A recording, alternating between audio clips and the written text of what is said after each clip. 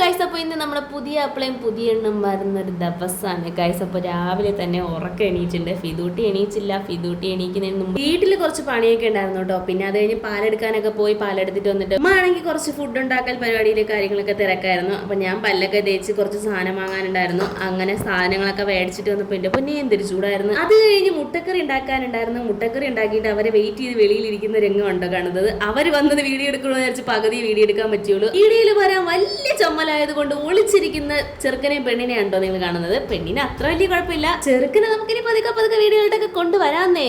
അത് കഴിഞ്ഞിട്ട് നമ്മൾ നേരെ മാമാരെ വീട്ടിലോട്ട് പോയി ഫുഡൊക്കെ കഴിച്ച് അവിടെ നല്ല ബിരിയാണി, ചിക്കൻ ഫ്രൈ, സൂപ്പർ ഫുഡായിരുന്നു. ഇത് നമ്മുടെ സ്നോയാണ് കേട്ടോ മാമാരെ വീട്ടിലെ. അത് കഴിഞ്ഞിട്ട് നമ്മൾ നേരെ വർക്കല ബീച്ചിലോട്ട് പോയി കേട്ടോ. കൊട്ട വെയിലത്ത് അവിടെ മൊത്തം നടപ്പിച്ച് കൊന്ന് ഗൈസ്. പിന്നെ നമ്മൾ മദാമയെ കണ്ട് ഫോട്ടോസ് ഒക്കെ എടുത്തിട്ടുണ്ടായിരുന്നു. പിന്നെ ഐസ്ക്രീം ഒക്കെ കുടിച്ച് ചോറൊക്കെ തന്നത് വയറൊക്കെ തടവുന്നുണ്ട്.